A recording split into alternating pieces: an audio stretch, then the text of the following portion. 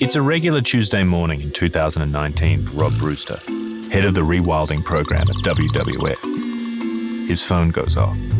It's a message from the naval base in Booderee National Park at Jervis Bay. Marked urgent.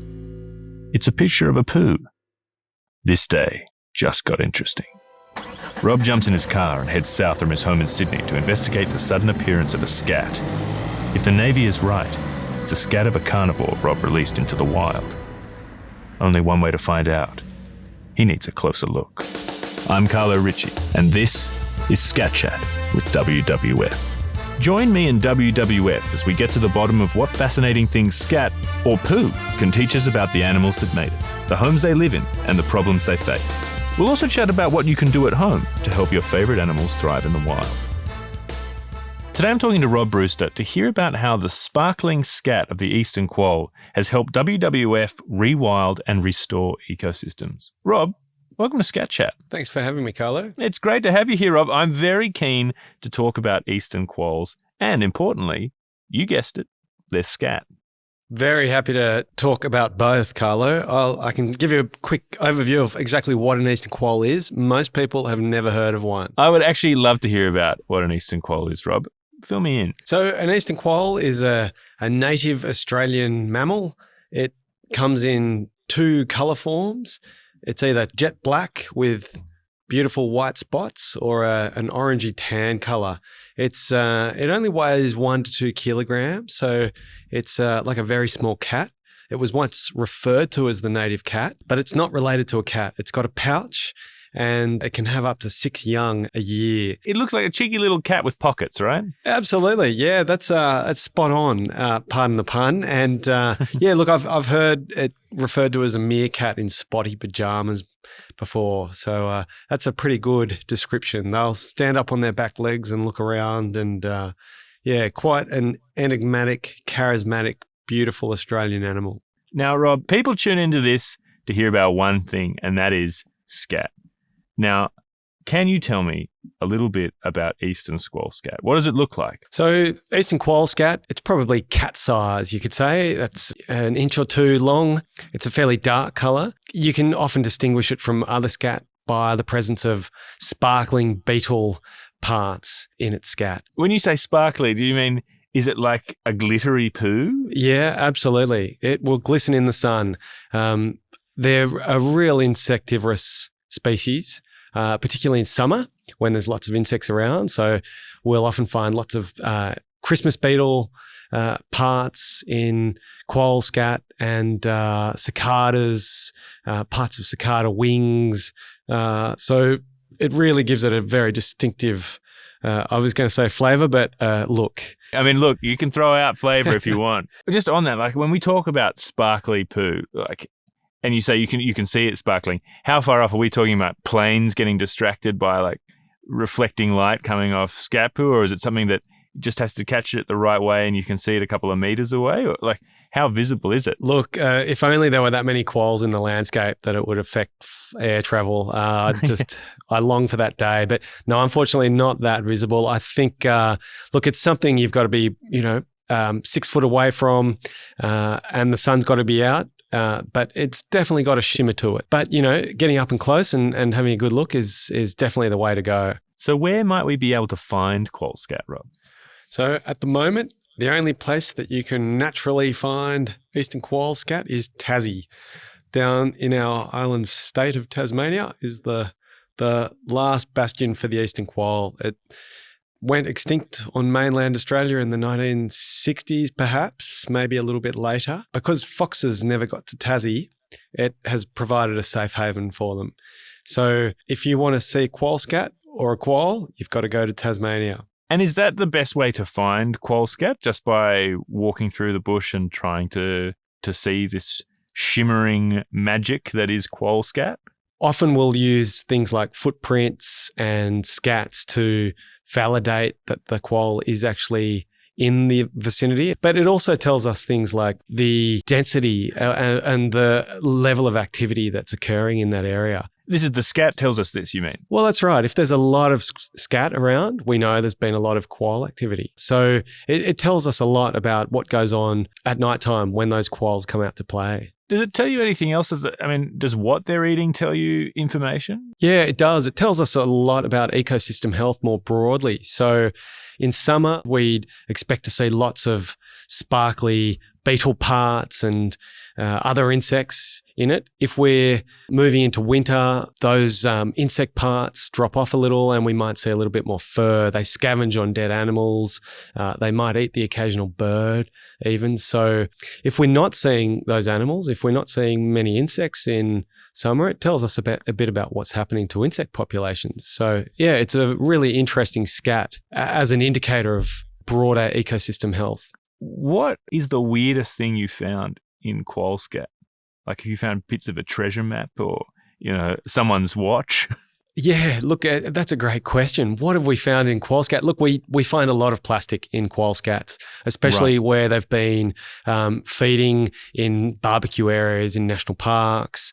But look, it's an opportunistic species. It hunts, it travels through the landscape, really getting into a lot of trouble, getting up to a lot of mischief, trying to go through rubbish bins. So again, if we're finding a lot of plastic in the scat of quolls, it tells us a lot about the broader impacts of humans on that landscape. So they're little tricksters. They're these little cunning tricksters, are these quolls, are they? Or? Yeah, absolutely. Look, I think it's one of the things that keeps them alive, that ability to explore and to move through the landscape quickly, but it's also something that gets them into trouble. If we were comparing this to, say, Lord of the Rings, these would be the sort of the Aragorn Strider character compared to like the Boromir of the fox. Look, I'm going to take your word on that. I've never watched Lord of the Rings. I think we can agree it's a pretty good metaphor, Rob. No, I think you and I are both in agreement on that. Yeah, look, I'm happy to agree. And am I right that one of the last populations on the East Coast was at Nielsen Park in Sydney? That's correct. Yeah, it's, quite incredible that the last stronghold for the species on the mainland. And what happened to that population? Was it foxes as well in the inner city? Well, look, it was probably a whole range of factors, this sort of multi-causal extinction hypothesis.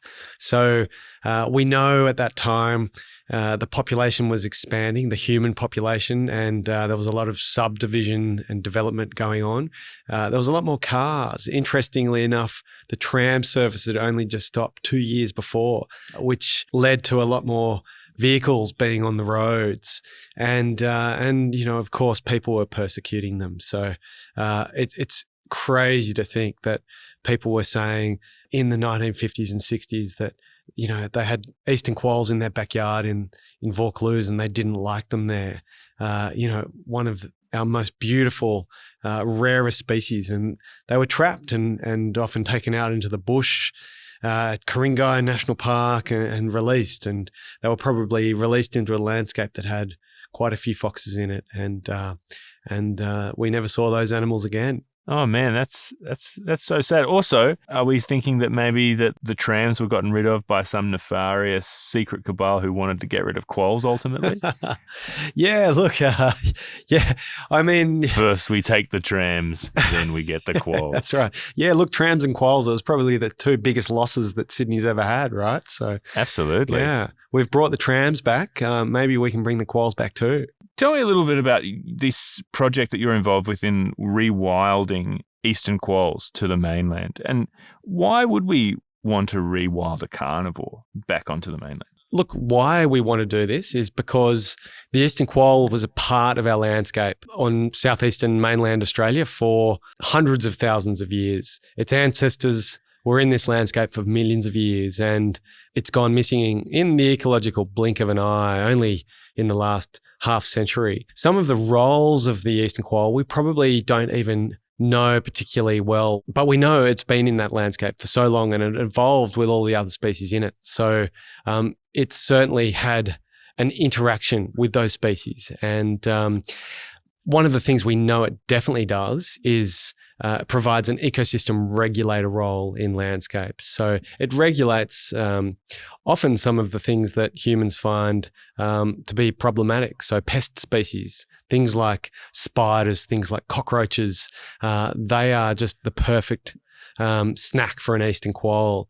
Mice and rats also on the menu of an eastern quoll. So it's a real farmer's friend, and that is what they once were referred to as a farmer's friend. Yeah, right.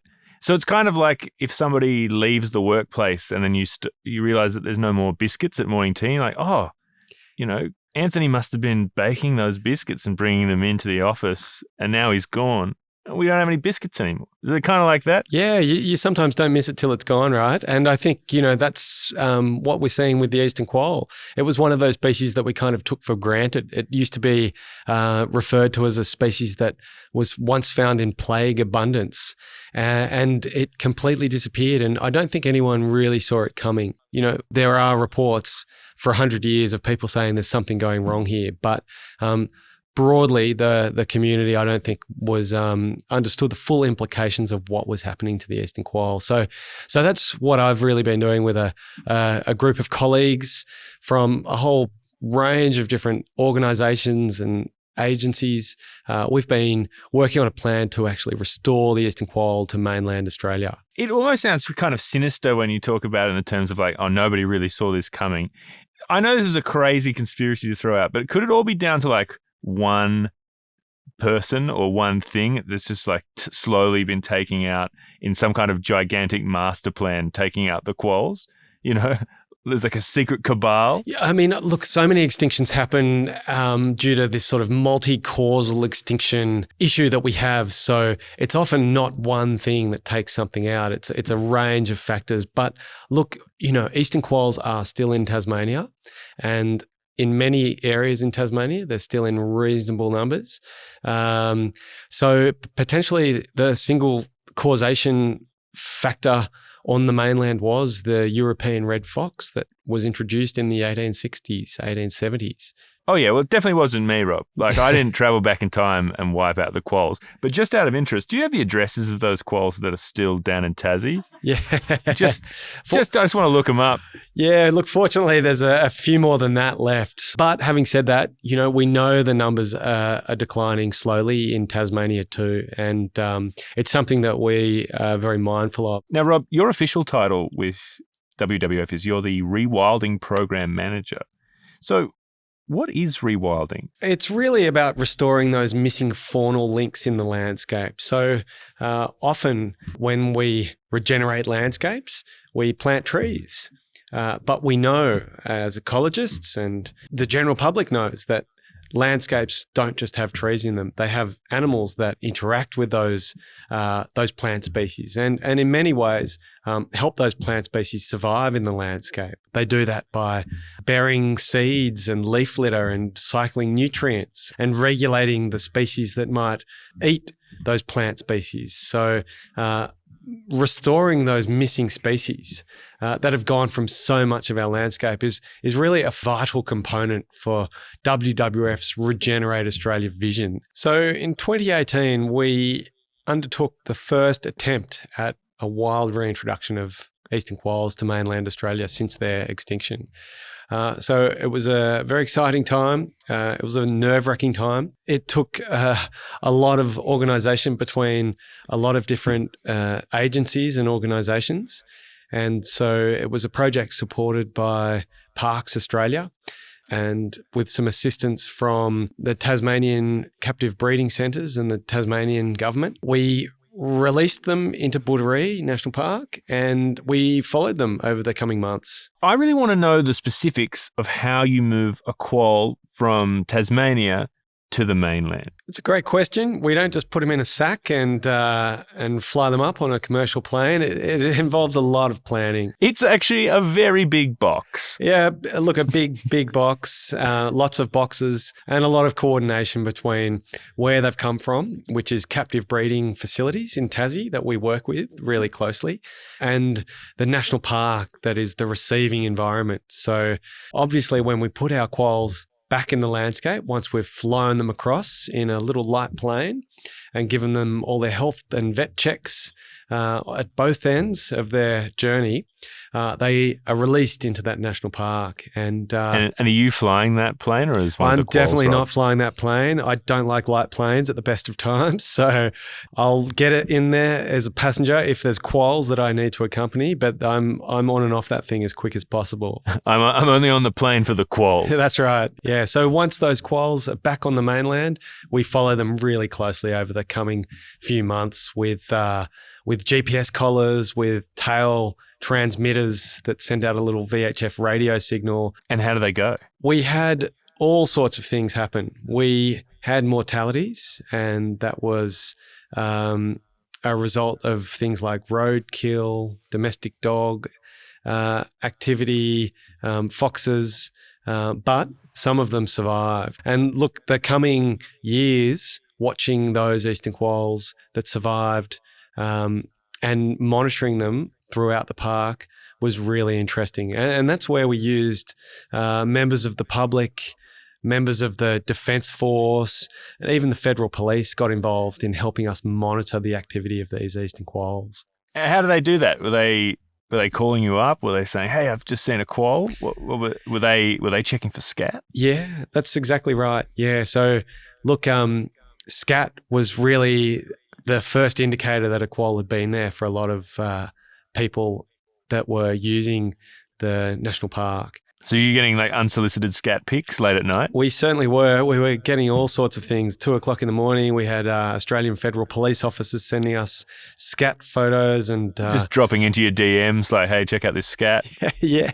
Look, we had everything. We had photos of quolls chasing each other around, and but look, some of the really interesting photos were of scat, and that gave us so much insight into how the quolls were going in the park, what they were eating, if they were eating enough. They were spelling out messages to you, letting you know they were okay, Yeah. sending some messages back to their friends in Tasmania. Yeah, well, look, often, these scat photos were coming in at a time that we didn't have any monitoring equipment fitted to these quolls. So we can only leave GPS collars on for a certain amount of time. They have to actually be pretty small. They're noticeable.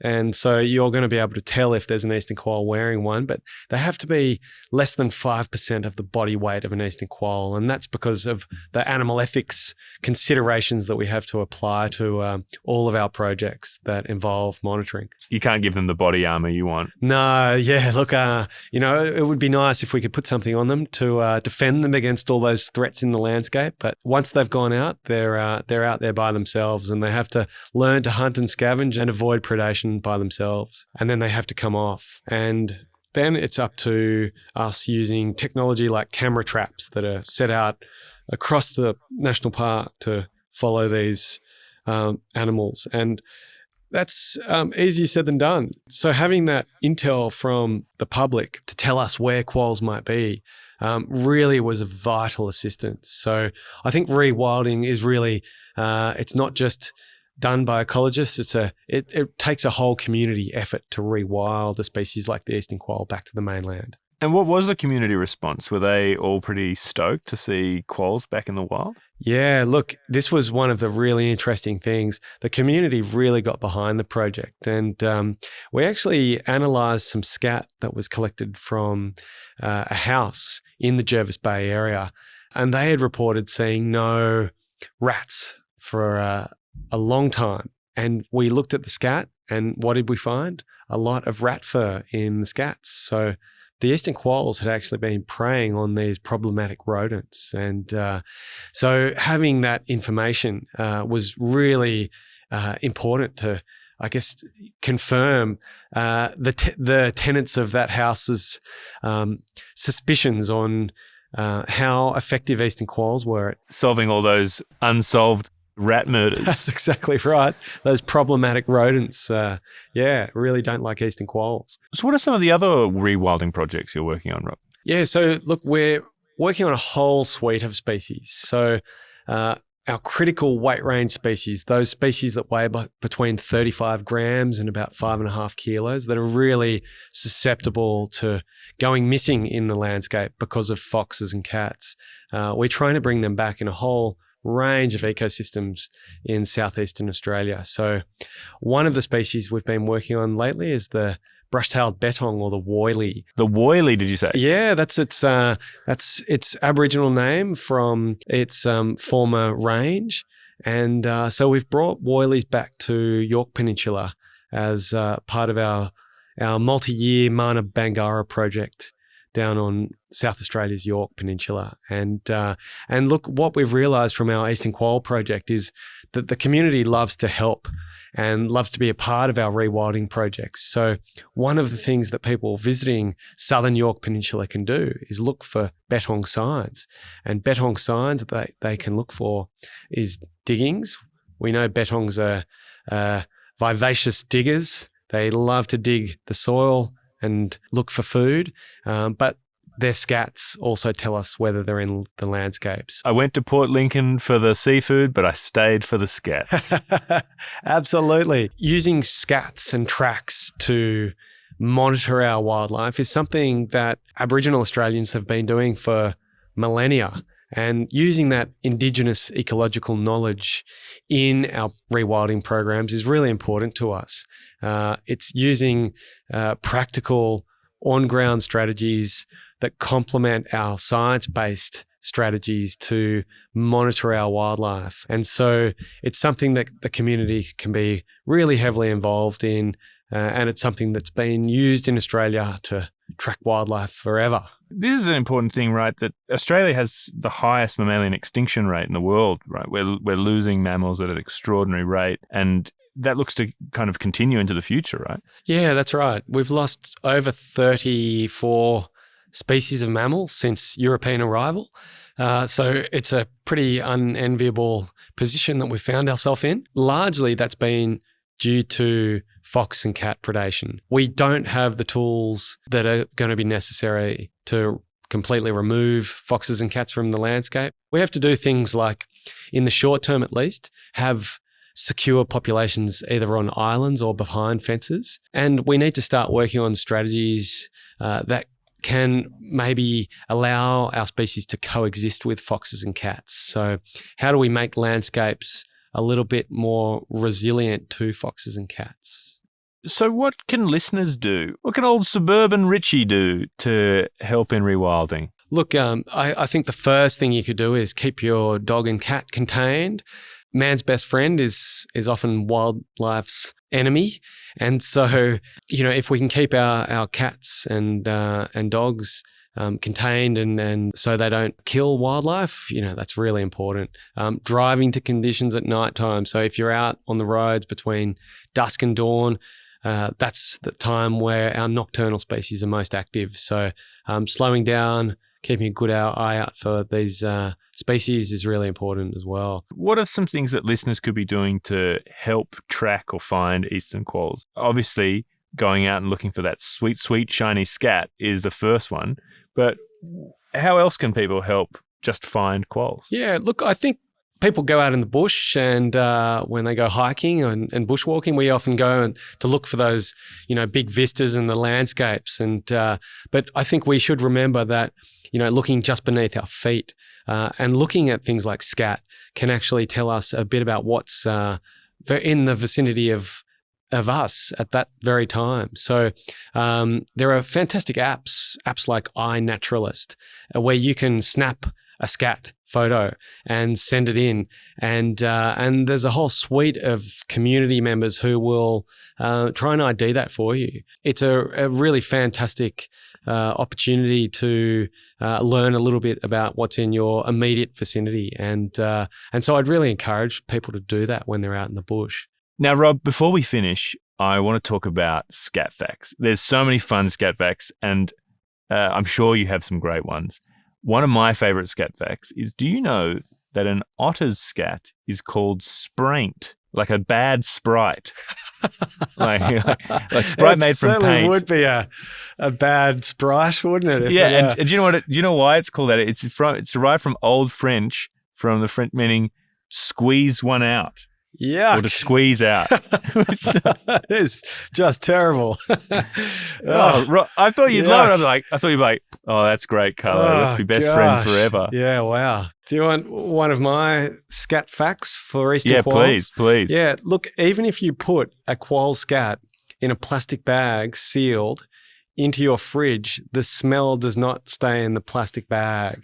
So it will permeate through the bag and get into all of the rest of your food. So don't do it. It's something I learned while we were collecting scat to identify what they were eating. And look, Rob, if you don't want me to come around for dinner, man, they're easy. You can just say no. You don't have to make up these crazy facts about all your food tasting and smelling like it was a fridge that had to be thrown away. You know, it was that bad. You had to throw the fridge away. Yeah, look, it was an old, very old little fridge, a bar fridge. But it's something I've learnt not to do. Well, Rob, it has been terrific talking scat with you today. Thank you so much for being part of the show, and good luck with your future rewilding programs. Thank you very much, Carlo. Thank you for joining me for Scat Chat with WWF. If you want to find out more about how you can help rewild your local neighbourhood, head to wwf.org.au/Scat Chat to get involved, and follow us here to stay in the loop. Join me next time as I get to the bottom of the only cube scat in the world, and how the animal that makes it could be providing a safe haven for other animals.